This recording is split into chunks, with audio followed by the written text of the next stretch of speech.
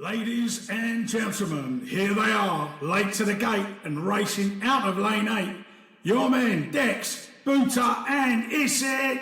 Riders ready, watch the gate.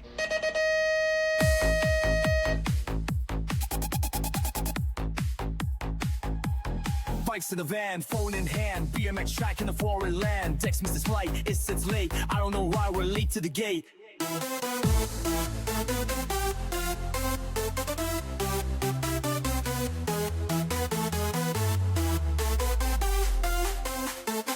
And bikes, we ride all night. Euro trips and rider hype. From nationals to car park chats, we chase that dream in new era caps. Sugar daddies in the VIP. BMX moms still faster than me. Dex and Boota, it's a two. Talking trash, we ride it true. Baggy jeans and studded belts. The body is chaos, nothing else. Clips or flats, deadlifts or squats. Still arguing like it means a lot. Crank it up to 99. UK tracks with Euro lines. We're always slow, we talk a lot, but for real, this is all we've got. Late to the day, y'all.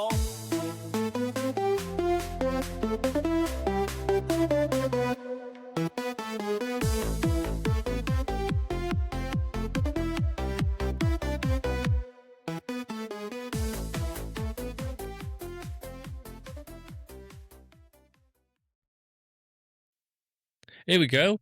Welcome back. It's been a while. I can't remember how long it's been since we did the last one. Probably about 4 weeks again, even though we try to do it 2 weeks. But you might notice we've got a ringer on today. Boota's on holiday.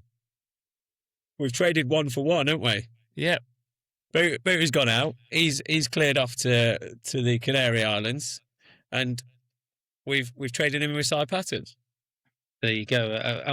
I'm sure I'm an older model, not a younger model. There's a lot of similarities in Andy has, yeah. I'm talking about mileage. He's been out on the road whilst he's been over on holiday. He's fell over and he's cut all his leg up. So if you've got Boota on your socials, he's cut all his leg up. He's meant to be relaxing, but we've traded him in for a similar model, I'll say. Similar. Between the two of you, you must have a direct line to the Canaries. Yeah. Yeah, have you been Canaries, Si? Have you done a bit? I did. I was there in December in Tenerife, and we climbed up not Mount Tidy because obviously it was full of snow at that time, but yeah, all the big ridges around there. We did a lot of not climbing, hiking, but and it was beautiful. It was amazing. Like, there's some really big high, sort of, for me, my little legs, some really good hike. It was beautiful over there. It was amazing. To be fair, what I will say is we probably should tell the people a bit about Si, to be honest. So yeah, we should. I think it's really important because we spend a lot of time on this podcast going, that event was great, that event wasn't that great, why is it like this, wouldn't it be good if it could be like that, and as it goes, Si, you know a bit about events and it might be worth doing a bit of a CV recap. Well, let's start, shall we? Everyone, I say everyone, most people would know me from the mountain bike scene. You know, if you're a downhill mountain biker, and I'm not trying to be big-headed, you'd have come across my name. So there's a couple of things that I've done is, so I ran from 2007 to 2017 for 11 years, the National Downhill Series for mountain biking. So the BDS, the British Downhill. We rebranded it because it was called, it's called the National Point Series, and everyone thought it was a horse race. Yeah, I run the MPS, National Point Series. Is that a horse race? No, it's a downhill mountain bike race. We rebranded. That was the first thing that we did. So we ran that, and that was really interesting because it was, and I kind of thought bad about the previous organizer, but it went proper downhill, literally. I mean, it was a shambles. The organizer was the commentator, the timekeeper, and the organizer at the same time. Juggling too many things there. Yeah, just you can't juggle like that. And that, anyway, that's what he did. Didn't pay a load of bills. People got shafted. And it was in an absolute mess. The uplift was terrible. And anyway, so I took that over, ran that for 11 years. And that really was like the heyday. If you speak to Steve Pete, Josh Bryceland, Bernard Kerr, Brendan Fairclough, the Danny Harts of this world. A lot of those younger riders as well. Sort of, I say younger riders, got it because it was, that was 20 odd years ago when they were coming through. But it was the golden era. That was the time when, and I'm old, forgive the dates, but probably around about 2014, the top 3 elite women at the Downhill World Championships were British. Manon Carpenter, Rachel Atherton, Tani Seagrave. In the men, it was Josh Bryceland and G. Atherton. So out of the 6 gold medals that were available in the elite category, senior category, 5 of them went to the UK. Sweet. Now, for me, that was kind of like, I'm not taking credit for that. Sounds like you are. It might sound like I am. But, we made you, pick up your A game. You had to bring your A game to the nationals, because once you start building it, they will come. We did everything. We were always on Pink Bike, which is the UK, the world's largest website for mountain biking. We do all the press releases. Would go onto that. We did the course previews. We'd try and get your Danny Harts, your Matt Simmons, whatever, to do a GoPro course preview. And they used to get Danny Hart's course preview.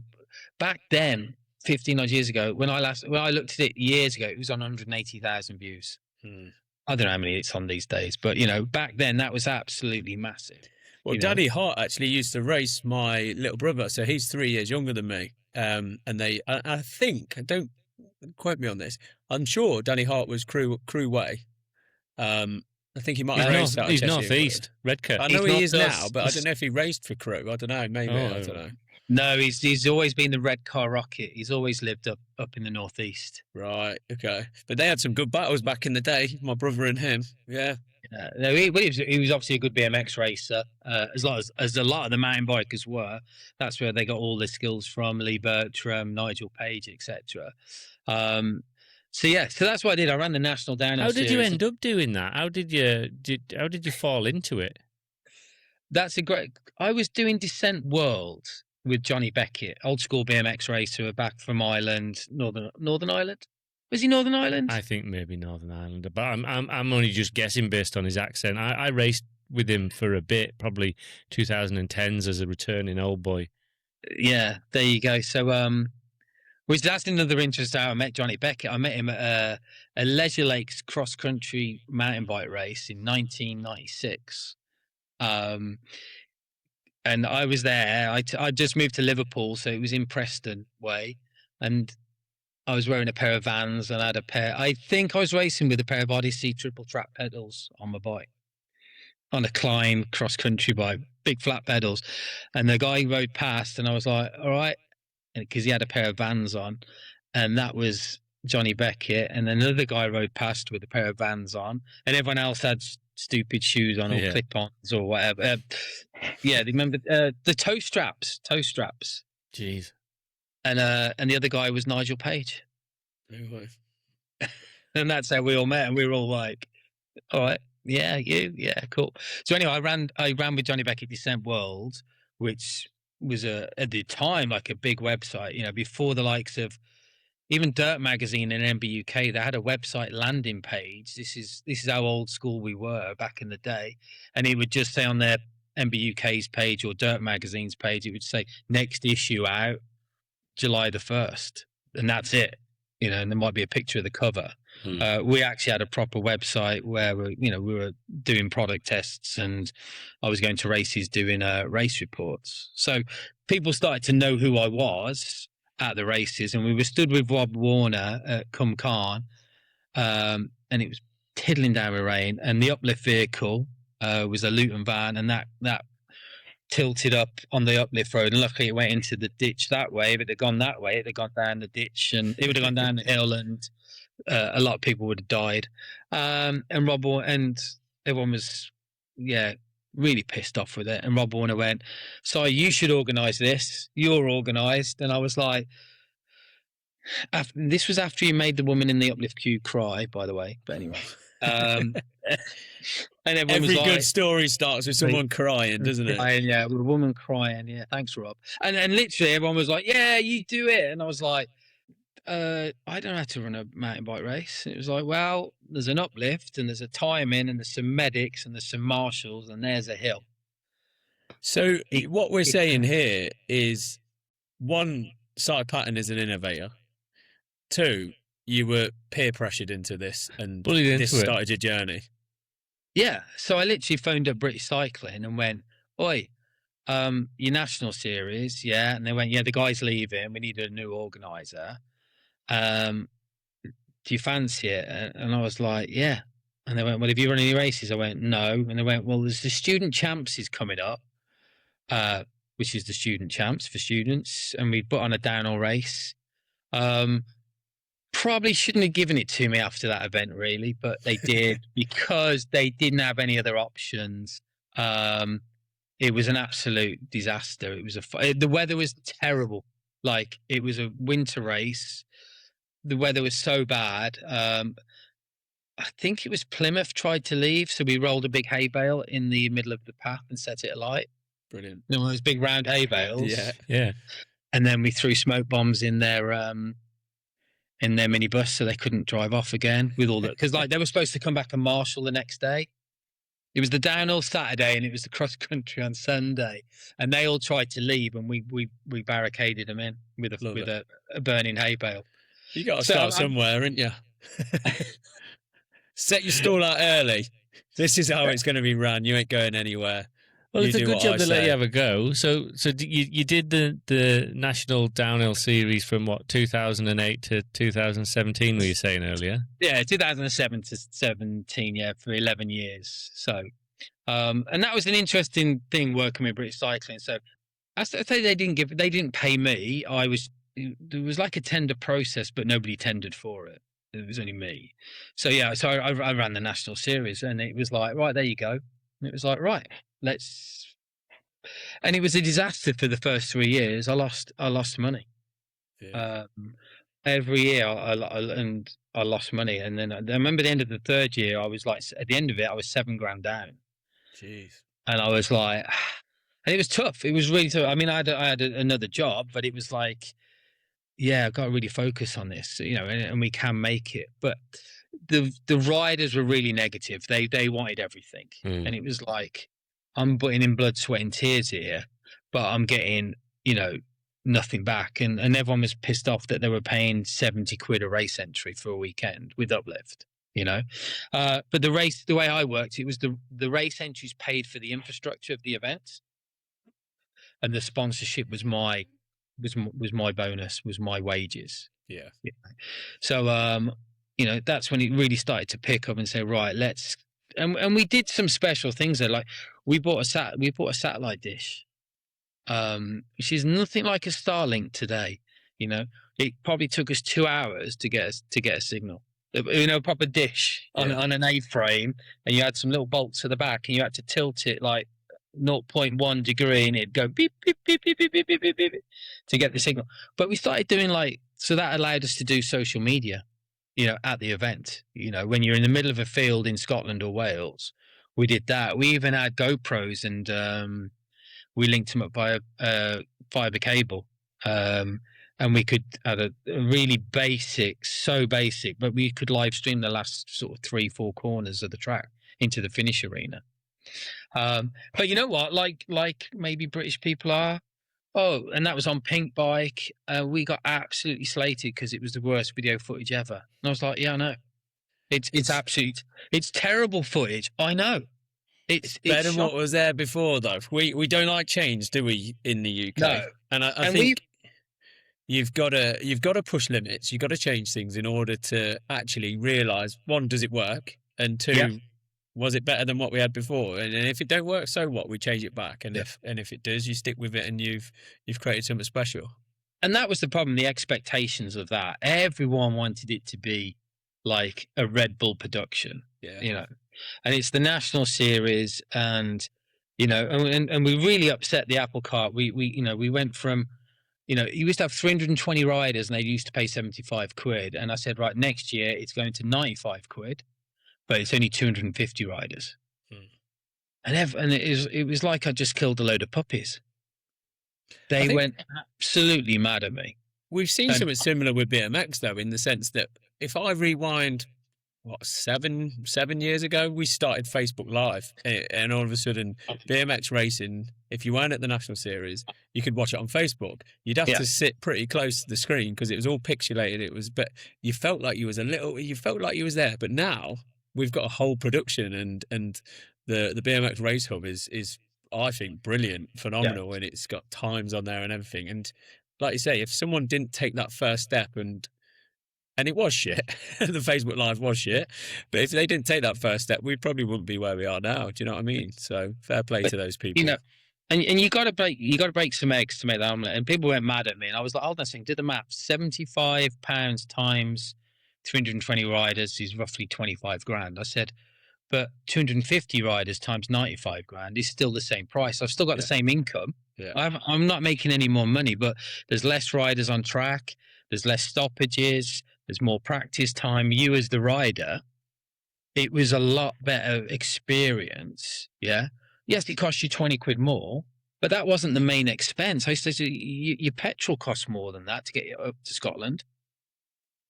Your accommodation, the race fees are only actually a small part of your overall cost of coming to that event. I remember that, I have a vague recollection of some of the controversy around when you did that. And it wasn't just the cost, was it? It was the fact that there was less openings for people to attend that event. So what led you to that point? And I know we're deep diving straight away, but, you were running an event. It was a little bit chaotic. It wasn't quite the way you wanted to be. And you went, hang on. How do I maintain the revenue but actually make it more manageable? Or was that the decision-making process you went through? So two things that we did was one was put the price up. And then the second thing we did was we made you have 100 points to enter. So you used to be able to, it was a free for anyone could enter. You could have bought a downhill bike and turned up at a national downhill race with Steve Pete in practice behind you. Yeah. Now that's would you put a novice on a national track on the same gate? It wouldn't matter so much because that pro rider would be off. Yeah. But you imagine going down a downhill course at Fort William and there's a guy going down the course backwards with his helmet on upside down. And doesn't know what he should be doing, where they should be on the track, that etiquette, those rules and regulations, pull over to the side. We don't want people joining the track without looking. We've seen that at BMX, let alone on a downhill mountain bike track. But the beauty of that was that all the regional races filled up, because to race a regional top 15, if you got 15th place, you got like 1 point. First place got like 15 points, 20 points or something. So you'd have to race all the regionals to get enough points to enter the British Downhill Series. I like it. Yeah. We're seeing there's something similar in BMX at the minute is the regional series now. They've dropped novice racing. So there's no novice racing. Yeah. And there was a bit of a backlash at the start of the season, but now we're 5 regionals in, no one's even mentioning it. And what's actually happening now is the novices are racing at their club races now, and the club's now getting more money, and we're seeing from the bottom of the pyramid, there's now more funding. So, yeah, like you say, you piss some people off straight away, but the longevity of the thing, it's a great decision. So let me lead that on to we're here to talk about BMX, and I find that really interesting. You go to a BMX national and there's 1,000 riders, and I'm like, should there be 1,000 riders at that BMX track? And I'll say no. And I'm gonna agree with you here, which people might annoy a few people. Well, who's it going to annoy? Probably the lesser riders. But and I annoyed the lesser riders. I annoyed people that were like, well, I haven't got enough points. Yeah. And I was like, you know who to blame? You. And those things, because they're the things that you pull the brakes with. And so people hated me because I really pissed people off, but not in an intentional way. I was like, this is the national series, right? There should only be 250 riders on that hill. Yeah. For me, for BMX, if you put me in charge of the BMX National Series tomorrow, they'd probably put a burning stake above me on the top of Derby BMX track, because I would be like, there should only be several hundred people here, or I don't know what that number would be, but 1,000 people It should just be the top riders. This is obviously the last episode we did. I finished with I would like to put elites first because I want more people watching, and therefore they're not running off to the camper van once their little kids finished and the under sixes, and that's it. And then it's again, I love contradicting myself. I want more people there watching the elites, but then if you reduce the number of people riding, do you still get that big crowd? I don't know. I don't know how you do that. Do you make it more of an event? Because me as a rider and me as a teacher, because obviously I've said this before, is on Friday I'm at work. I struggle to get to racing. I struggle to get to the national to make Friday practice. So my only practice is the Saturday. Now, with these massive numbers of riders and only 40-minute practice, I'm probably going to get 2-3 laps if I haven't been to that track. And then I've got to go and race the national series. Like, that's not enough. Okay. I get away with it because I'm experienced and the masters, it's not a massive category. So we can kind of use a couple of motors as a bit of practice, but I want more laps as practice. And the only way to do that is to reduce the numbers, like you said. If you reduce the numbers, however, do you have then less people watching this big show that you want, and then do sponsors get involved? How do you get around that, I suppose? I'm glad you've asked me that question because I've got some answers for you. Good. And that's why I brought you on. I will say, though, I remember going to Birmingham BMX track, Perry Bar.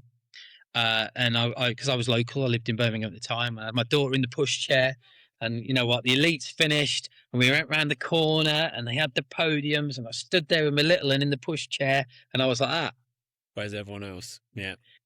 Is it just me and my daughter? And there was one more person stood there for the podiums, and I was like, "Ah, everyone's going to come in a minute. They're all going to like come round and cheer on." And yeah, there was no fucker there. Yeah.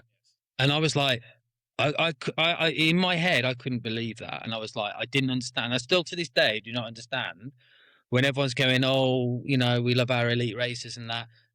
Nobody, that was 12, maybe it was 15. It was a while ago. It's still the same now. Still the same now. And the only difference is they've obviously the younger ones now get little trophies and things like that. Yeah. So they'll put the elites on before that. But unless your kid's got a trophy, you probably won't be there. And I get that. And you got to drive to Devon, so you are down at M5 and you are gone. But I wasn't the only person that lived in Birmingham at that race. Mm-hmm. Agreed. And I thought that was really embarrassing. I thought it was a lack of respect for the elite riders. It was embarrassing. So interestingly, on the downhill now, this weekend at Leogang in Austria, they're putting the women first. Okay. The women are racing before the men. I mean, that's what happens. No. The women are racing after the men. The women are racing after the men. And I asked this question, are we putting women first or are we putting them last? And it's a really interesting debate because will all the fans disappear once Jackson Goldstone, the last rider, goes down the hill? And they go, well, that's it. That's the men's. We only came to watch them. It'd be very interesting after this episode tonight. Obviously, this is going to go live, whatever, in a week or so's time. But it'll be out tonight. Oh, Dex is really good. He flips it round. By the time we wake up in the morning, it's live. I try my best. So interesting. See what happens at the World Cup in Austria. Well, it'd be very interesting if you get to see anything. But how that one works. Anyway, that's just something to have a think about for next time. Talking about rider numbers and the categories and those orders that you're talking about. It's very interesting. Like Scott Beaumont, who runs the Four Cross National Series. Yeah. So they were only getting, sub 100 riders, 70, 80 riders, and it was on a Sunday only. Mm-hmm. He's now running that event on double header 2 days. So yes, the infrastructure's already there. Yeah, he's got to pay for the medics twice and the timing people twice, but it's all there. It's all laid out. So he puts on 2 races. So he doubles his income, doubles the revenue, a double header weekend. Now, don't get me wrong, that's what the BMX does. Mm-hmm. But then when I was with Andy McCoy yesterday, and we were talking exactly this, because I said I'm on the podcast, and he was like, should BMX go back to, if it's got 1,000 riders, should it go back to practice all day Saturday, because exactly what you said, nobody gets to go Friday night, do all the local coaches or whatever, and track, it gets hired out and it gets rinsed for pound notes. So nobody gets to ride the track Friday evening. Is that the case? It's like if I think tomorrow at Gosport there'll be practice, special coaches have bought the sessions, and that'll be 10 to 20 pound a session, and that'll be full all day until 5 o'clock. It gets almost handed over to the club, and they run the BC sessions that it's £5 a go. So there is sessions on there, but again, it only suits people that can get there. Yeah. So should that happen, should the BMX racing be on for 2 days? I think there's an argument that it should be practice all day Saturday, and then you get you get time. You shouldn't be just doing 2 or 3 laps around a brand new track. Yeah. That's just not, from a health and safety point of view. Yeah, you've had 2, as long as you've had 2 practice laps, I think that's safe to go. But you'd obviously like more. But it is the question that nobody at British Cycling. It sounds very rude to them, right? I'm not a race organizer. I'm a promoter, and there's a difference. Yeah, there's a race organizer, there's an event organizer, and then there's a promoter. And I class myself as a promoter. And I think when you think about that, is what am I trying to do? Is I'm trying to promote the sport and promote the event and promote the race. Mm-hmm. The race is kind of, and don't take this in a rude way, but it's kind of at the end of it. You got to get them there first. And I agree with this.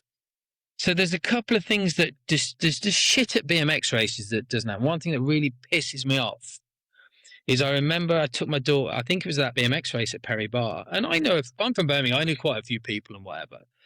And it was like, I remember just stood in a gazebo. The gazebos were all against the fence. And I got my daughter, and she was probably about 2. She was in a pushchair. She was about 2 years old. And I'm like, excuse me, this is our gazebo. Sorry, mate. Next gazebo. We'll have a gear. Excuse me, mate. Yeah, sorry. It's got a fucking kid here. She's 2 years old, right?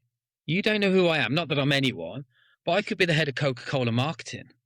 And you've just thrown me out of your gazebo. As a spectator, nobody could watch that race. Yeah. Because all the team gazebos were against the fence. Well, I'm 70% sure that we at Leicester changed this.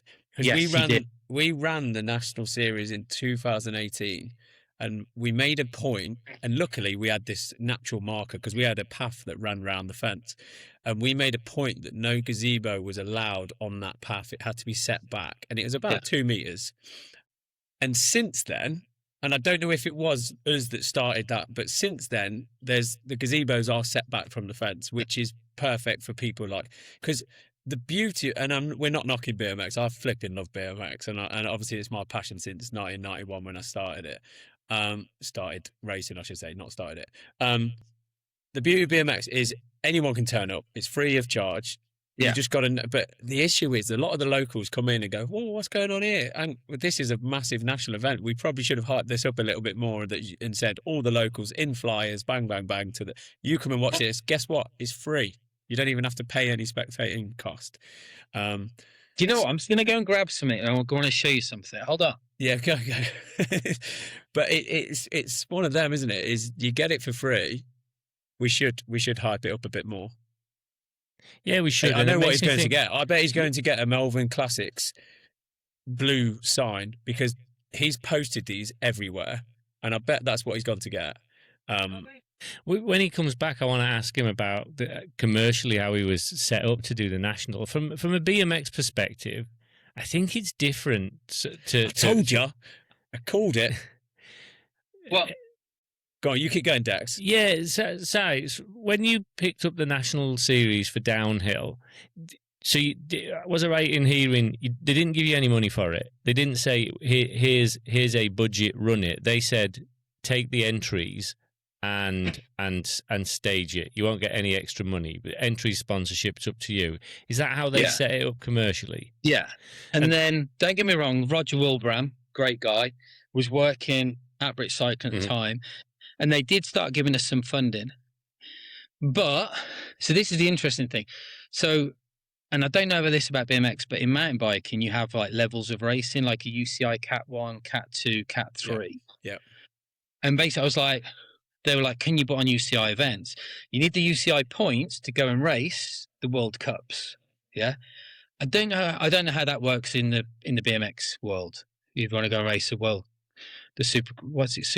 the World Cup? Yeah, so the World Cup is selected. Obviously, we get so many places, but then obviously British Cycling ultimately take the athletes. But is that for World Championships? World Sarians but World Cups is the same. Is that you can go in fact, World Cups you can just go in and register. Like George Hunt, let's say from Nuneaton, where I now ride. If he wants to go to a World Cup, he just has to message British Cycling and say, "Can I go?" And they probably go, "Yeah, that's fine." Yeah, right. Yeah. So some form of gatekeeping. Yeah, at the time when I was running it, so it was £1,000 to register as a UCI event, and then you had to give out the prize money. And the prize money was about $2.5 to $3 grand per event. Mm-hmm. So British Cycling actually funded that and gave me a couple of grand each round for each round, because they wanted the British riders to get the UCI points to go and race the World Cups. So yes, they gave me money, but it literally came in that way and it went out. Yeah, it came in and it went straight out. But the benefit of that was it started getting the better riders coming to the event. I think it was probably around about 2014, 15. Like we had 97 elite riders turn up at Fort William BDS.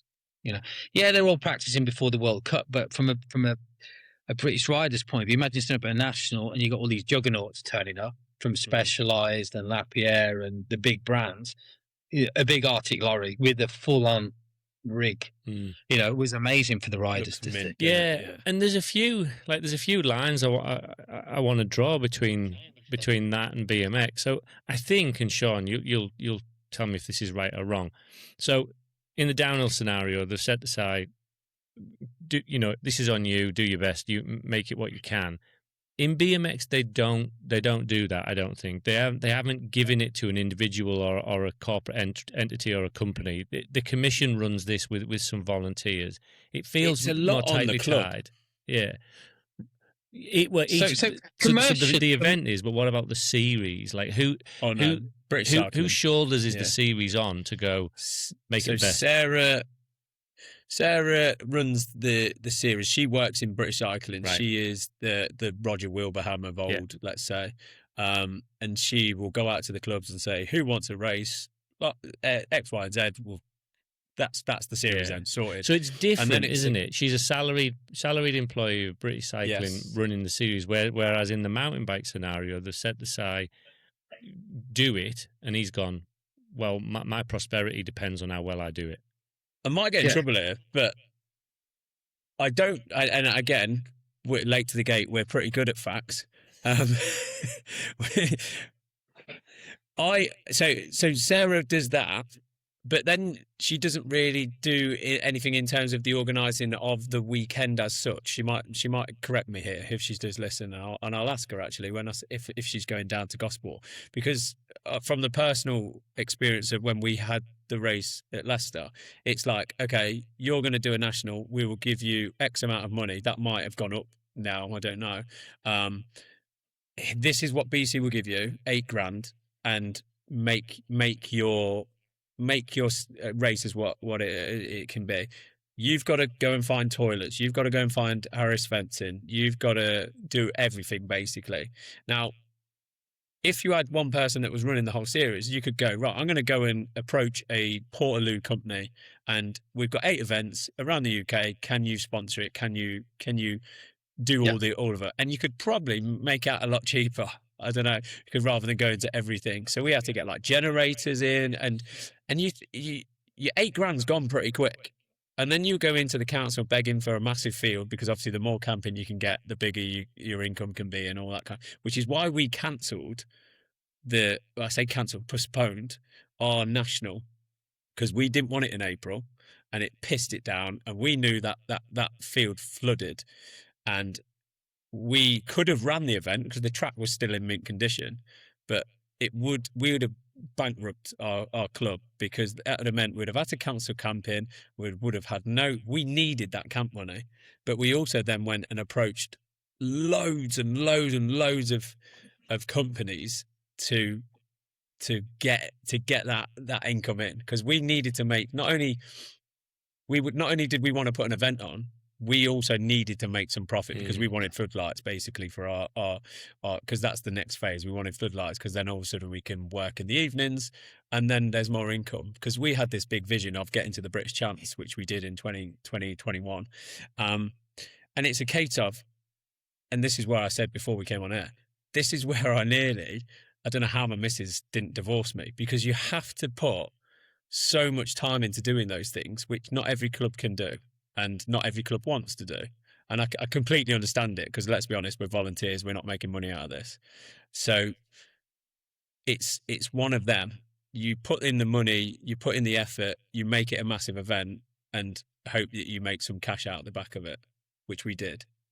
And hats off to you guys, because as volunteers, like 100% respect. The difference, the two different models, and this is where you could say, well, hold on. When I run the national series, now currently the national series is divided between 2 or 3 organisers, so it's a little bit disjointed. You know, when it comes to refund policies and who do you talk to, and I want to cancel round 1, can I transfer it to round 2? No, that's not me. You paid him, you haven't paid me, and it gets confusing. And as you say, if you're a promoter, if you run that whole series, it's one phone call to the Portaloo company. You know, I've got several sites. These are the venues. Can you supply that? Yeah. And you'll get a better price. But that's not the big thing. The big thing is from a promotion side of things. And what I'll tell you now is about the Malverns is I charge people to come and watch, to come in. You know, it's £100 a ticket for the weekend. Don't get me wrong.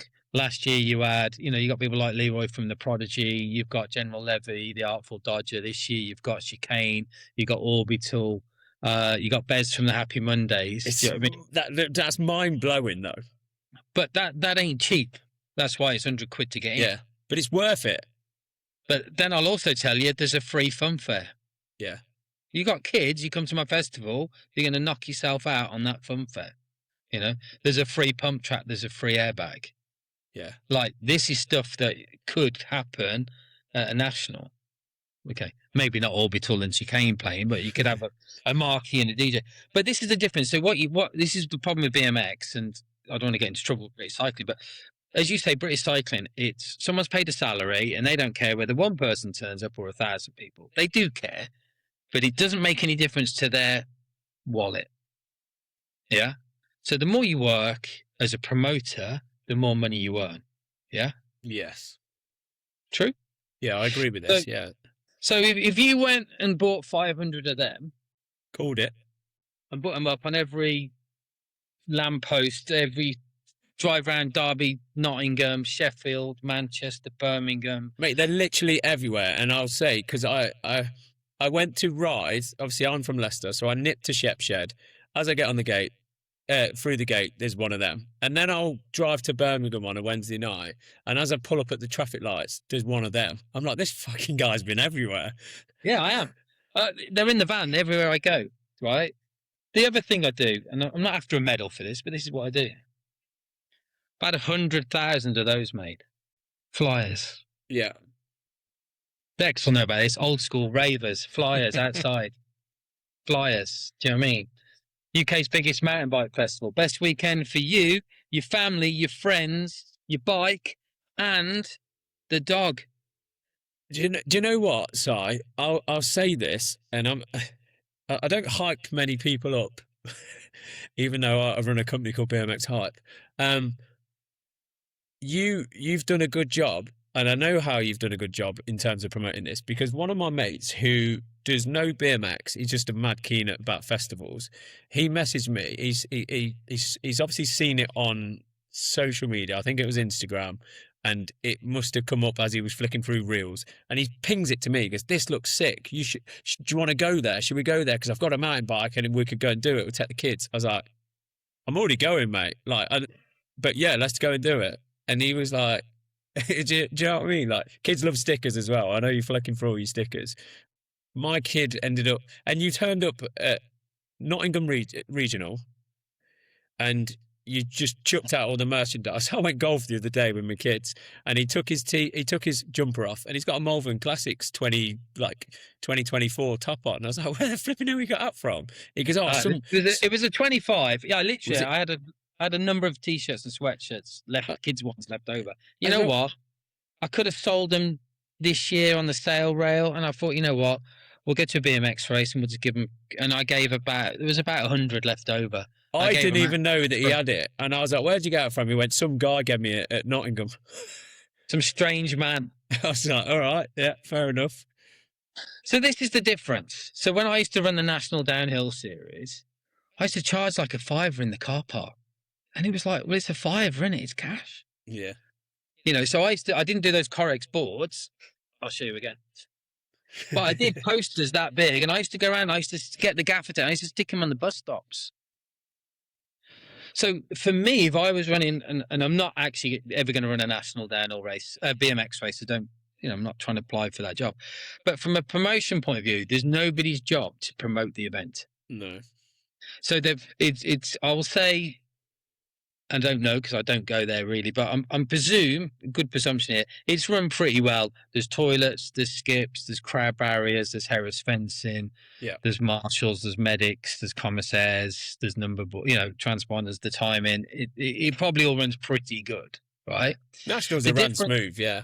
Yeah, and that's the first part. The second part, and this is the reason why there's no money in BMX, is because there's no spectators, there's no media coverage. Yes, there's the guys that do the Facebook Live stuff, but your general person does not know what's going on. No one knows what's happening at a BMX. Gosport this weekend, only 1,000 people know there's a race in Gosport this weekend. Yeah. Right? Yeah. Nobody is going around Gosport city centre. Shall I show you again? He's a good plugger, isn't he? He is. But nobody's gone. You know what? If we go and get like 20 of them made, they'll cost you £4 each. Is that what it is? I was going to ask you what it was. Yeah. They'll probably cost you, 100 at a time is £4 each. It'll probably cost you, obviously depending on the quantity, but you know what I mean? You buy a load, they're £4 each. But you imagine if you put them up at every traffic lights in Gosport this weekend. When I used to do the National Downhill Series, I'd go to the track the week before, final track prep, digging and raking. And on the way home, I'd put a load of the signs up.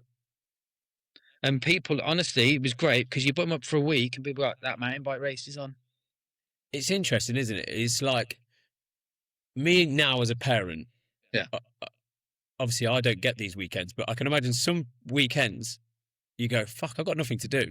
Like, I wish I had that. I don't, because our weekends are rammed. But there'll be some parents out there in Gosport this weekend go, I've got nothing to do. It's meant to be nice weather as well. Oh, yeah. I've seen that. Let's go down there. And yes, you spend £400 on these signs. But if you get 10 of them signing up for a membership for the year, you've made half your money back. And they all come and buy a burger, and fingers crossed you get a percentage of the burger man's takings. Yeah. Which is what you should do as an event organizer. So the more people you get to come in, shall I show you again?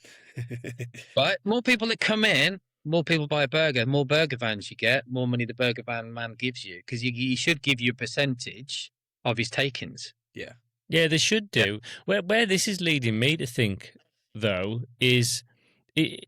So I think the clubs have an incentive to promote, but they're promoting in a piecemeal basis. So they're doing the very best they can with no training and no series-wide view, just to try and secure sponsorship from this hire company or the council or whatever. So they're doing their best. But let's say they were successful, or let's say you outsourced it and someone was doing it series-wide and they were really good at it. How much extra footfall could your average national BMX track cope with on a weekend anyway? Because we've already said, like, we're rammed. Are we constrained? Are we at a point from a national perspective where we actually couldn't throw in too many members of the public and make it work, which is worthy of debate? But then where it leads me is, are we actually looking for the wrong thing from nationals?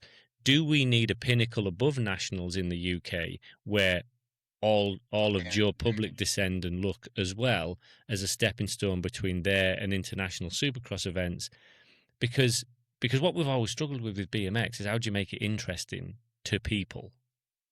I think this is where, and I keep going back to personal experience. Like when we did the national at Leicester, we thought about this in the sense that, okay, because we put it out there quite a lot. We did a lot of paper, we did a lot of radio, and we made a lot of money off that.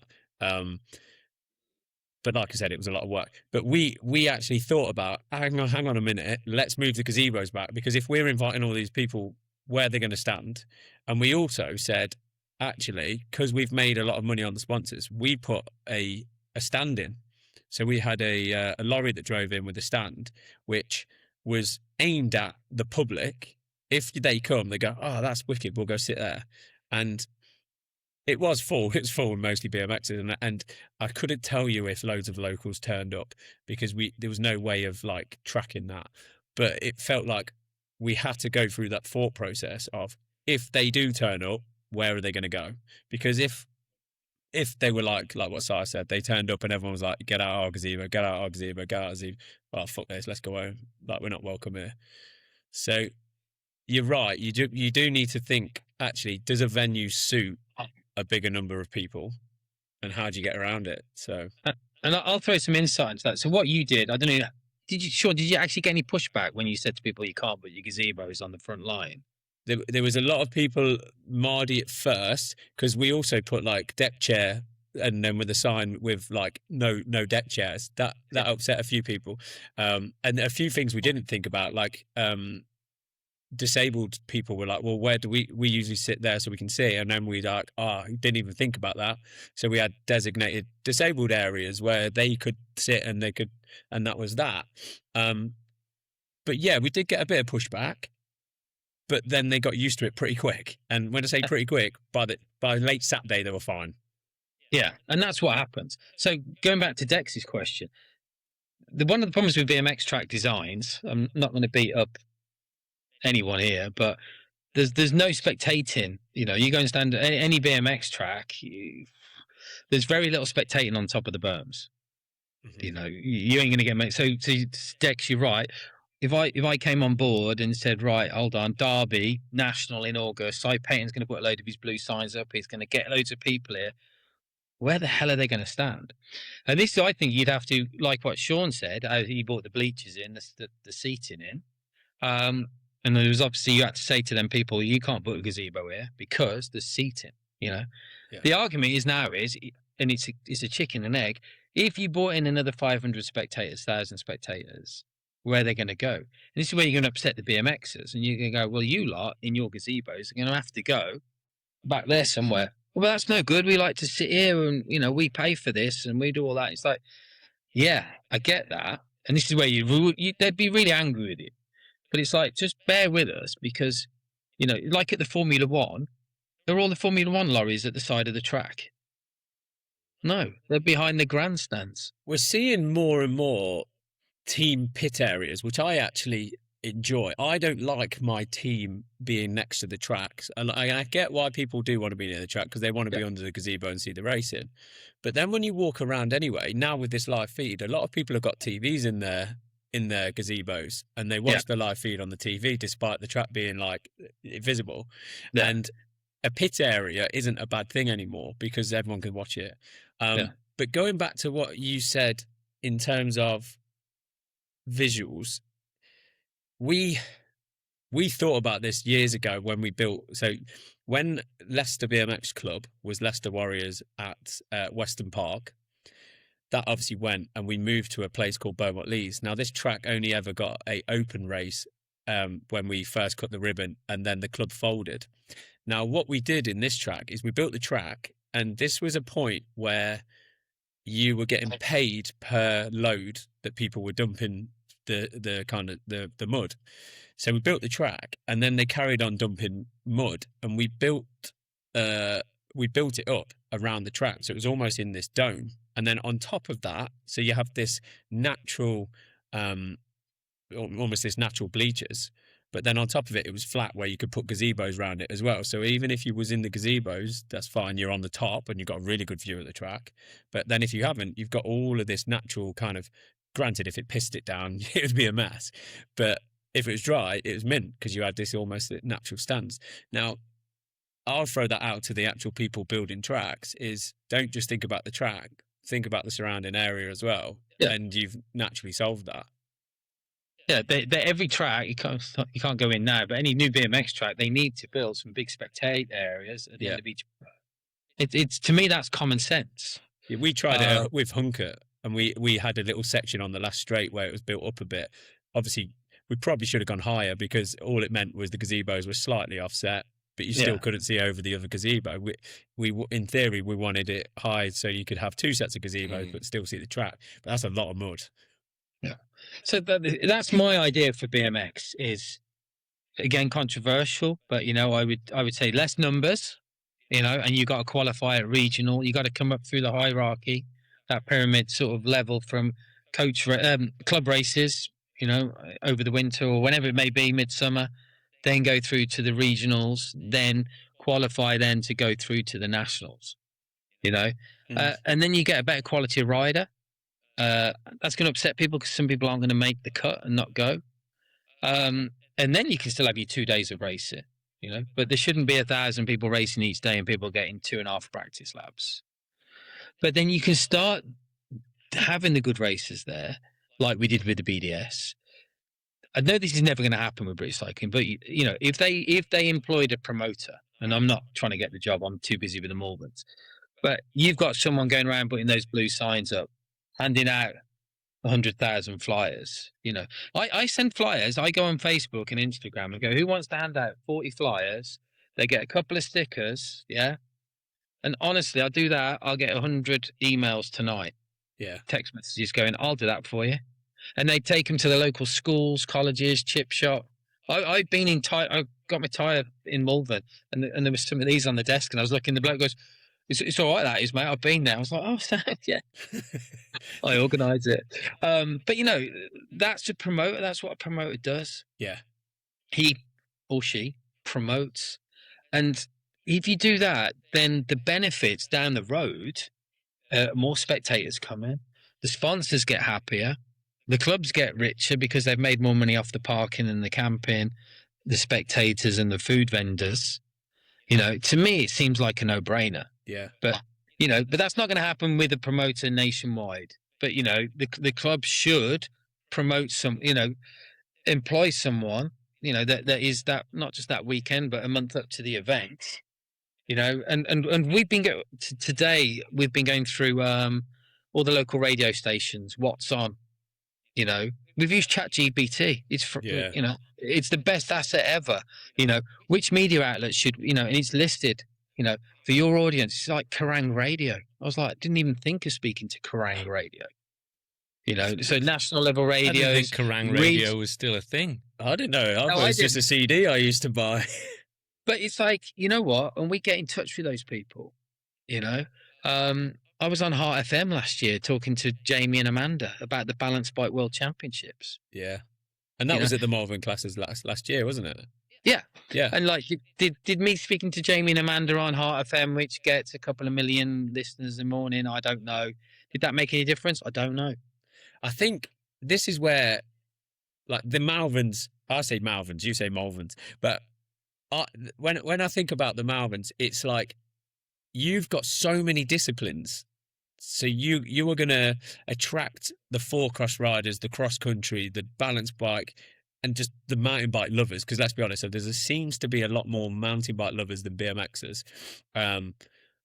So you're already on a win there, I think, in the sense of it. So BMX is already playing catch up in that sense because you've got so many medals that you can say. But like when we go to the British Champs, it's like you're racing a cruiser or a 20-inch, and that's it. Yeah, I get that. But there's things you're missing out on as well. Is we have 130 trade stands. Yeah. So Fox, why aren't Fox at a British National or the Brits? Well, we used to have Red Bull, we used to have Monster, we used to have Animal. Like, these are big names, and Eastpak were there, and now we have nothing. We have none of that. It'd be interesting on what return they felt they got from it at the time, and where they put the dollars. It's the age old one, and I'd love, before we finish, to get your view on what you'd do, Si, if you inherited the international circuit from a Supercross perspective. But BMX and mountain bike, it's such an interesting thing. I love BMX; it's great. But if you want to do BMX racing, you have to put the bike in the car and you have to drive to a track and you ride the track. That's what you do. If you like mountain biking, you just have to open your front door and you will find somewhere to ride. It's different. It's always going to be a different sport with that regard. And does that mean it's always going to be smaller? Maybe. And if you're Fox and you've only got so much budget, are you going to be like, well, there's not really that much point because there's only 1,000 national riders and there's only that many helmets I can sell, whereas I've got an infinite market for people on mountain bikes. I don't know. I'm interested in your views on that one, but I'd love to talk about what you might do internationally as well. Talking about, say, like, I get you 1,000 riders. It's still 1,000 key riders. A lot of youngsters. At least 50% of those riders are under 15 years of age, which is and when they get older, they'll might be mountain biking, they might be road biking, they might be still on the BMX. So there's still an opportunity for brands to get involved. Fox don't come to our event and sell Fox race tops or Fox helmets. That's not the reason why they're there. It's from a brand presence. People to see the products and to try it on. They're not. If the metric was how much have we sold today, yes, it wouldn't be worth it. But that's when Sorted Race Gear next door sells the Fox helmets or the Troy Lee helmets or whatever. That's where, they support that dealer. But again, they're only going to do that if you've got 1,000 riders and, hey, we've got also 1,000 spectators as well. And yeah, you're right. Can you go and ride your BMX anywhere? Well, you can ride it down the street, but you got to put it in the car. You got to go to a BMX track, and half the BMX tracks are closed because they've got a fence around them. I'm lucky I live 15 minutes from Derby and 15 minutes from Bulwell, and you know what, and if it's dry and sunny and it's not raining or it's not windy, I'm a Derby BMX track at 6 a.m. in the morning. I absolutely love it there, or Bulwell, and it's great because they're open. I haven't got not that I don't mind paying, but there's not a fence around it where they're not closed. I can ride that at midnight tonight if it was daylight. So yeah, we love that. But I get your point. BMX, will it always be smaller than mountain biking? Well, we just need another ET film, don't we? That's true. Or a few medals. Another ET film or a few medals at the Olympics. From an international point of view, do you know what? I don't know because I've never been to one. I watch when I hear Rich Eames on the microphone. It's brilliant. So I've got no opinion on how to make that better. My opinion is on the BMX National Series, which I know some people go, well, you don't even race nationals. It's like, well, yeah, I never said I did. I'm just looking at it from an outside organizer, promoter's point of view. Is trying to help you guys out and say, how would you actually make it better? Yeah. And that's something that does need looking at because, and don't want to say this in a rude or cocky or arrogant way, but there's going to be people come to the Malverns and go, I'm not going to race BMX anymore. I'll be honest, I'm worried about this. So obviously I'm well excited to go to the Malverns because finally it's not on a BMX weekend. So it's always clashed with the Brits. And sorry, I'm always going to go to the Brits because that's my thing. And it has been since I was a kid. Yeah. And then as soon as I seen that it was on a different date, I was like, we're going. We got to go to this. My only concern is I'm going to come home and my kids are going to go, I want a mountain bike because that was so much more fun. I don't want to, and I generally don't want to book people because number plate on my van is S1 BMX. I know, I want it because that's SI BMX, and that is that. I need that. No. So whenever you're getting rid of that, let me know. Can I tell you, I did have S15 BMX. And I forgot it. The date ran out on the retention, so that's back up for grabs if you want that. Right. Okay. Get in touch with the dealer. But you're not going to sell. I'm not going to sell S1. No, BMX. I'm not expecting you to. I don't think I can afford it. And you know what? I would never sell it. You know what I mean? Trying to get S1 MTB off Steve Pete. Yeah. And he won't sell it to me. And I said, your name's not even Si. My name's Si. Yeah, just buy S9 or something, MTB, and he might have it off you. But he won't sell that to me. But it's the problem, you know, because you're going to come, and fingers crossed the weather's good, and you've never seen so many makeshift ramps in the campsite, and the kids are jumping backwards and forwards like wasps, and the kids are having a great time, you know, and that is the problem. And I don't want to sound like cocky about this, and I generally don't want kids to go, fuck it, I don't want to ride a BMX anymore, I want a mountain bike. That's not the purpose of this. It's like, let's enjoy riding. And it's like, I know there's kids that go to, parents say to me, the daughter's been or the other son's been, he doesn't ride, and now he rides every weekend. He's come to the Malverns and he's got a mountain bike. I'm happy to buy a mountain bike. They're just gonna have to ride both. Well, you know what? The great thing is BMX when it's a dry, sunny day, mountain bike in the winter when it's wet and muddy. Best of both worlds. But you just got to make sure you got some money in that wallet, because then mountain bikes are expensive. Mate, I bought a mountain bike. I haven't had a mountain bike since I was a kid, and then a few of my mates from around here, they started riding through the forests and going on these little trails riding. So I said I'll buy one, and yeah, it wasn't cheap. I was in 4 figures pretty quick, and but I enjoy it. Like you say, it's in the winter, and I use it now as my kind of like winter training, and it's just a bit of a pain in the ass to clean. But Sean's not one for maintenance. We know that. So you know what his mountain bike looks like after a couple of seasons. We've yet to see. We'll see on that. Power hose. But there we go. So yeah. So but a shout out. You know what? If I had some time, I'd love to go and help like Derby BMX track, get some more people there. The only problem is it's like start of August, and it's like 3 weeks before my event, so I just haven't got time. But hopefully there's a lot of people that have listened to this episode and gone, do you know what? There's only let's go spend 400 quid on some signs and see what happens.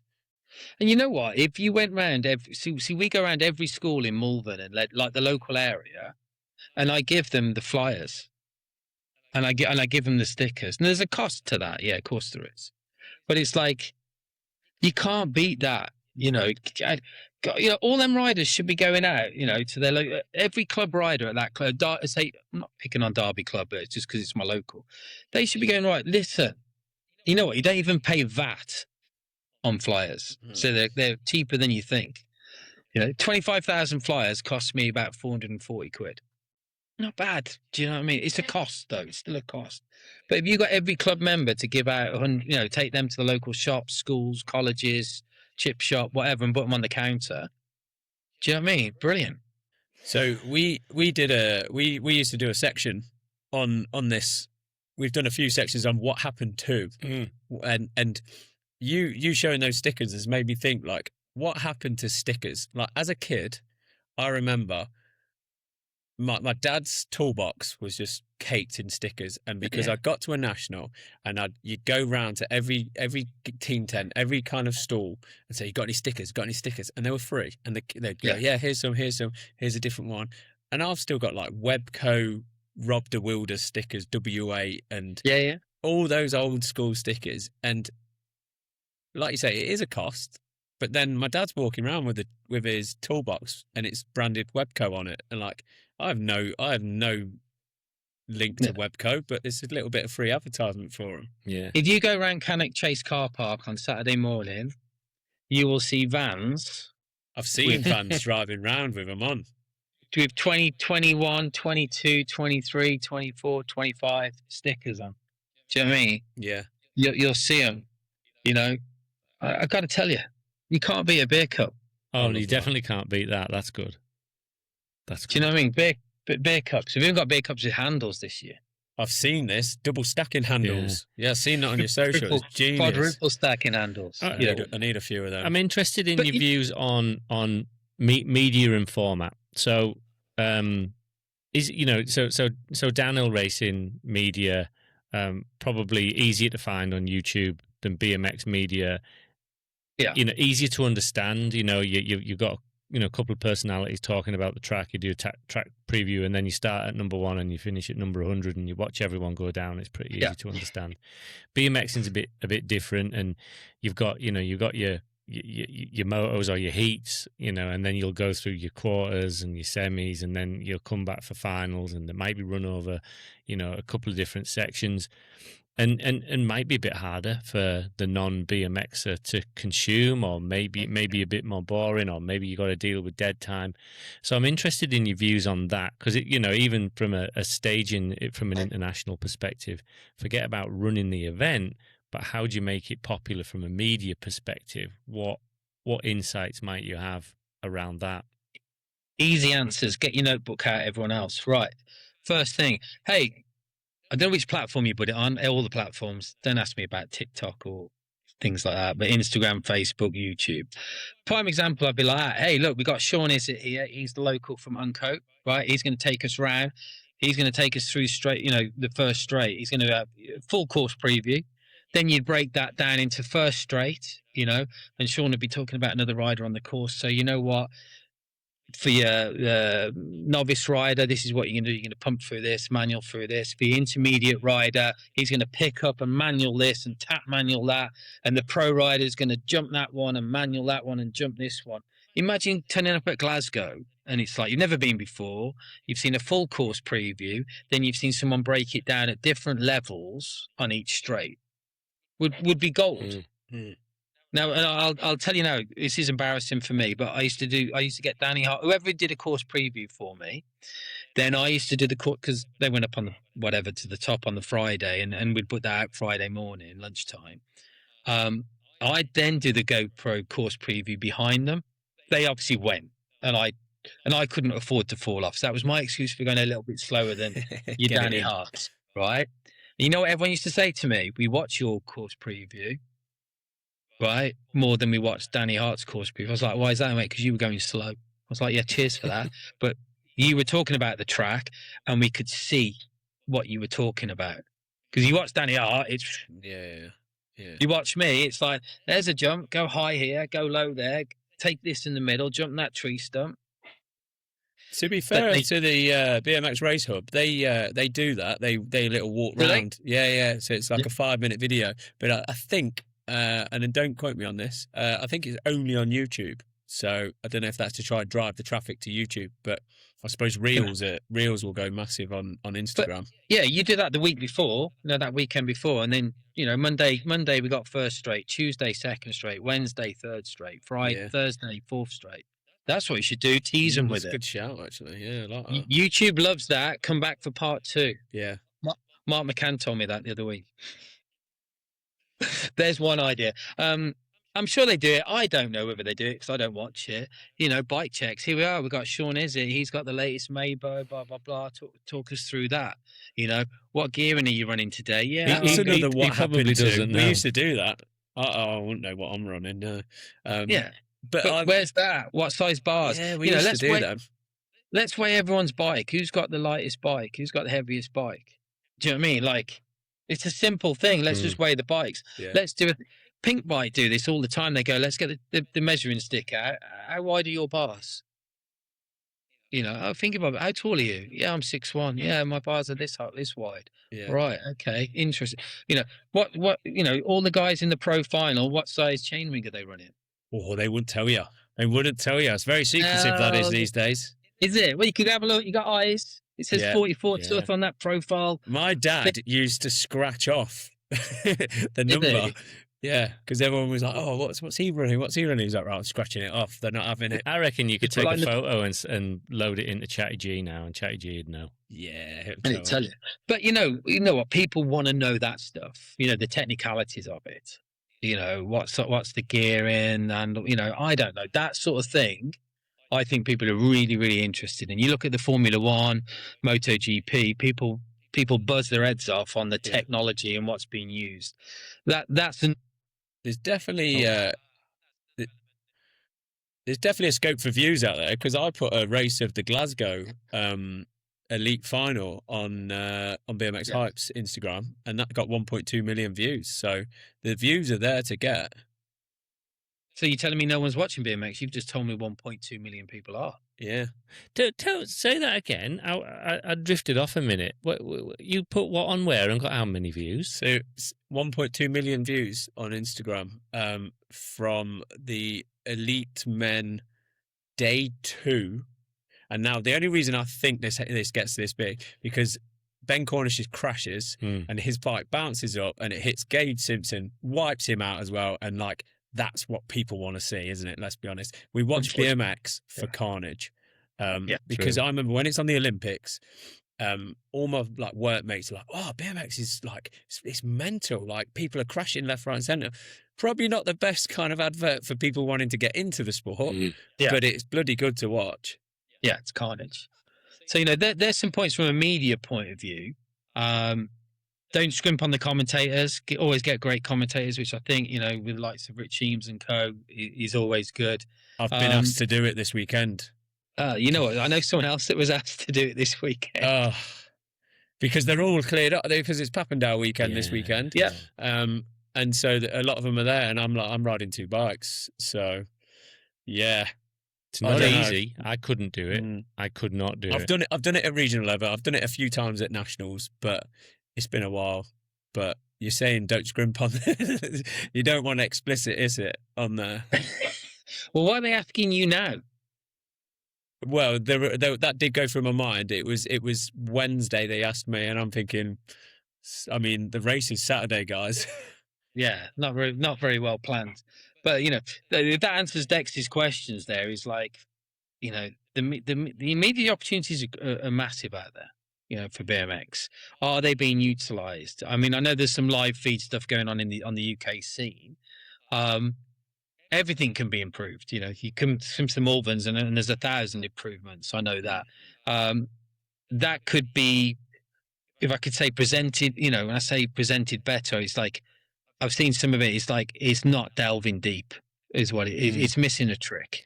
Can BMX be presented live to a non-BMX audience, or does it always have to be a recorded show because of the dead time?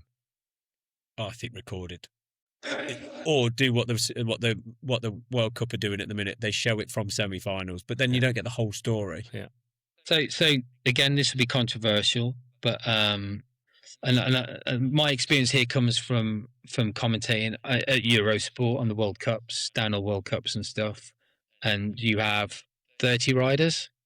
You can't commentate on, or you can't have a live.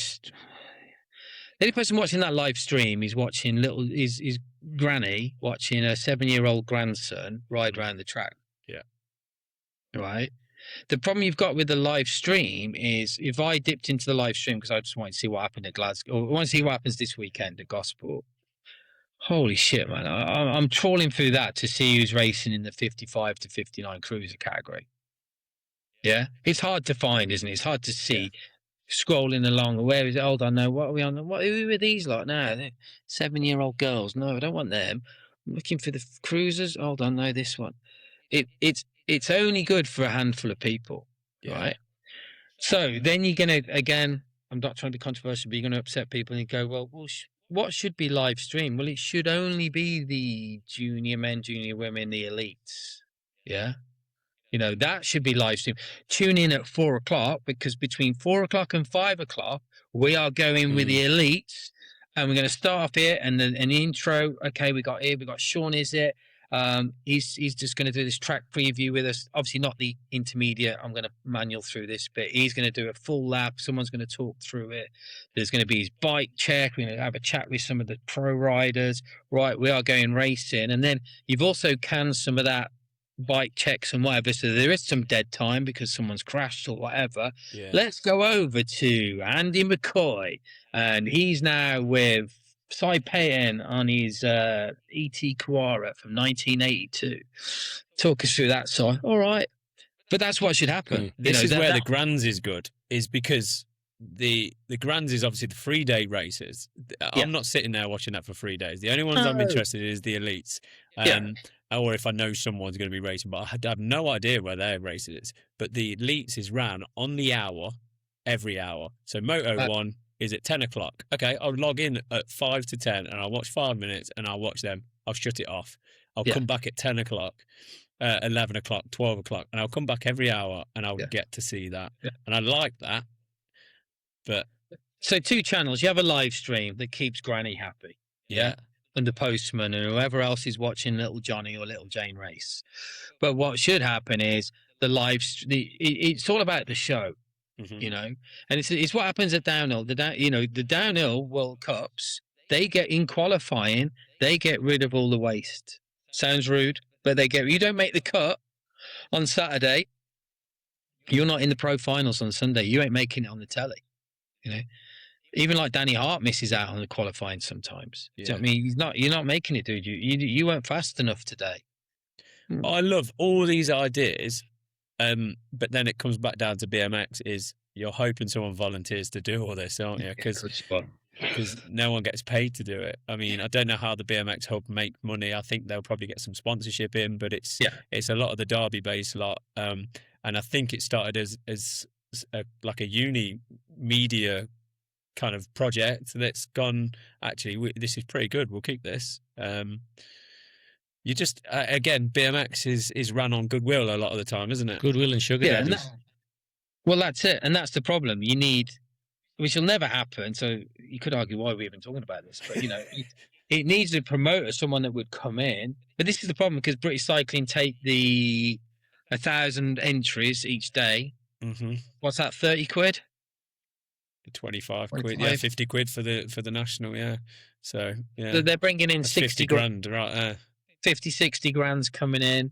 Yes, the club's obviously taking money from the parking, spectating, the caterers, the camping, practice on Friday evening, and of course then a month up before it, they're getting increased on a Wednesday night, you know, gate practice. They're getting extra revenue coming in from that, which is brilliant.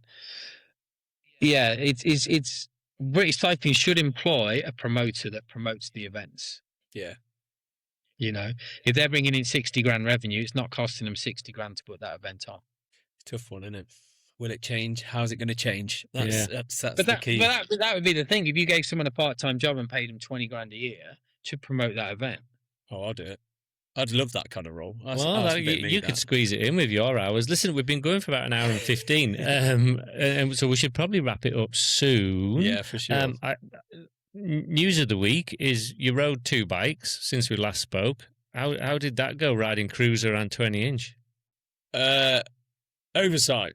Yeah, I've got a bought cruiser. I bought a cruiser off Ian Wallace, and now I went from Ian Wallace because I know he looks after bikes. Mark Wallace, sorry, yeah, not Ian Wallace, sorry. Mark Wallace. I know that he knows a few things about bikes. So I knew that was a safe bike.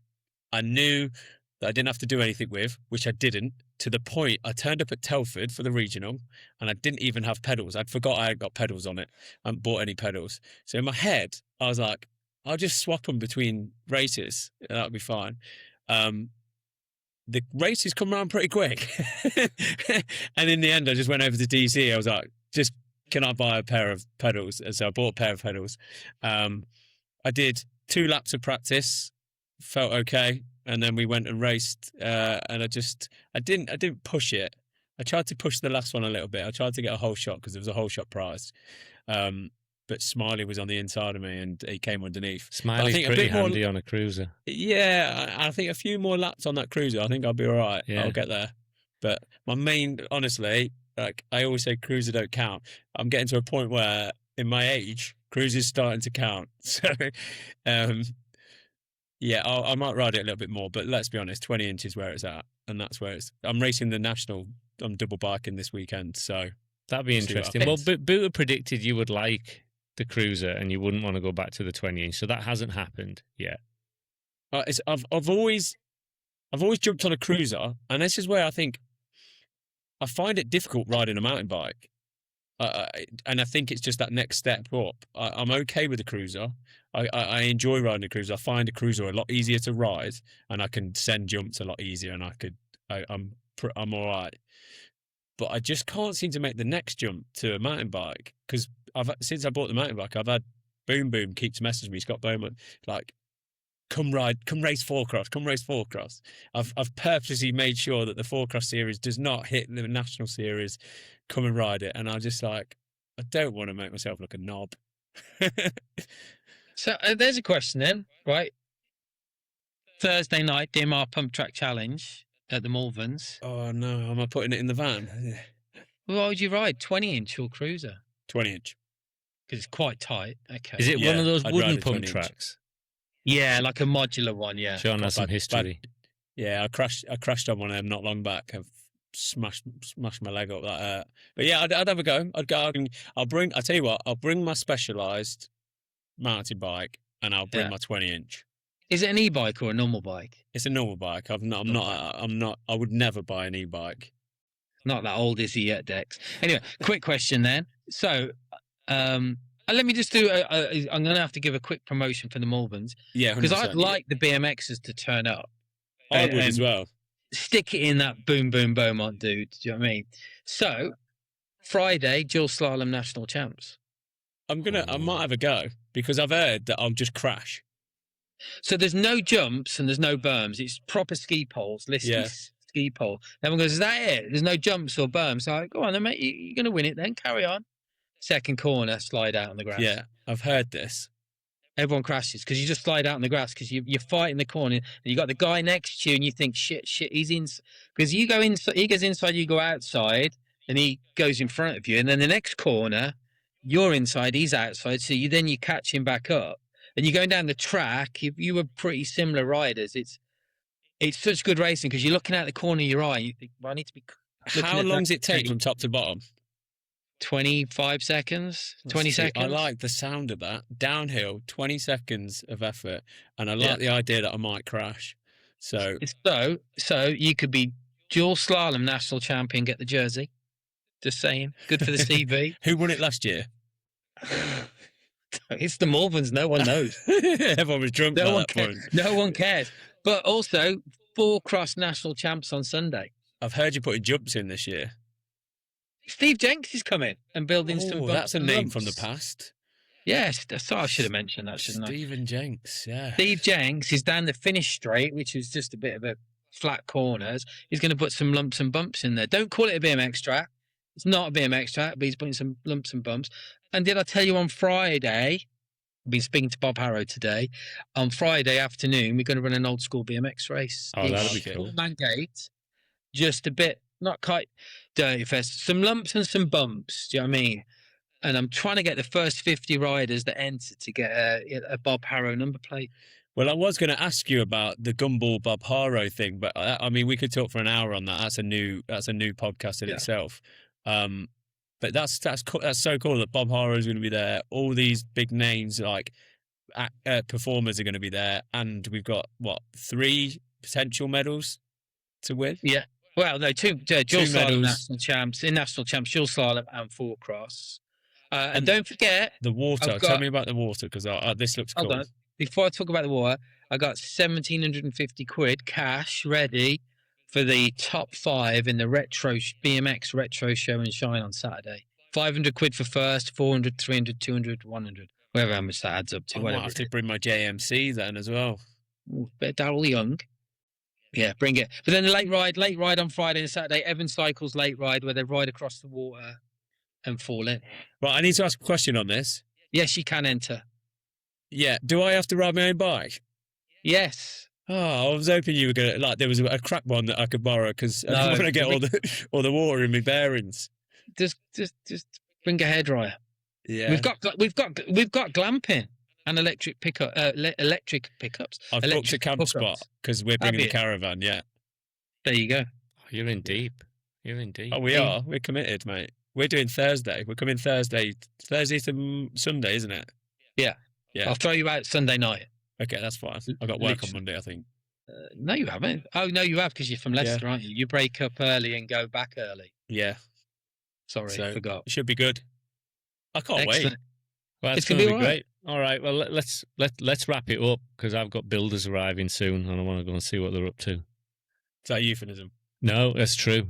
Okay. That's true. They're making a mess outside and they broke something and then someone's coming to look at the fix to what they broke. how the other half live. Well, let me just say, Dex, Sean, thank you so much for the invite. Hopefully, just a little bit of info, just not trying to be arrogant and cocky, a little bit of info just to try and help the BMX team, because I absolutely love BMX. Do you know what I mean? I do. I'd ride if I could ride my bike tomorrow, I'm on the BMX first, right? I love BMX. I just want to see it get better. I want to help it improve, and hopefully promoting it would make it better in my eyes. That's what we're here for. We love BMX, and that's why we started this podcast.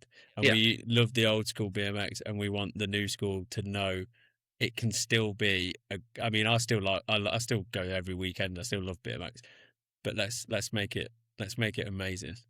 Do you know what I mean? When people say "let's make it great again," it is already. I was going to great. say that, but I didn't want to sound like Trump.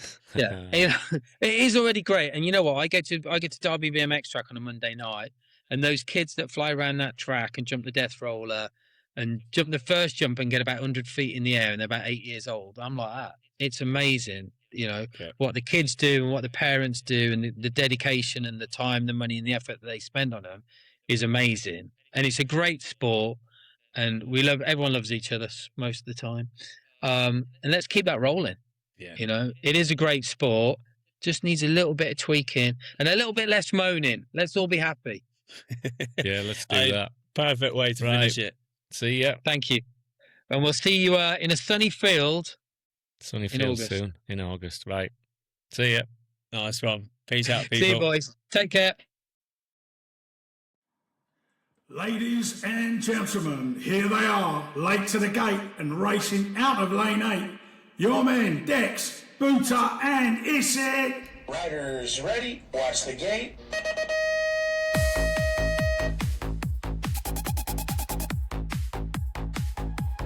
Bikes in the van, phone in hand, BMX track in a foreign land. Dex missed his flight, it's late. I don't know why we're late to the gate.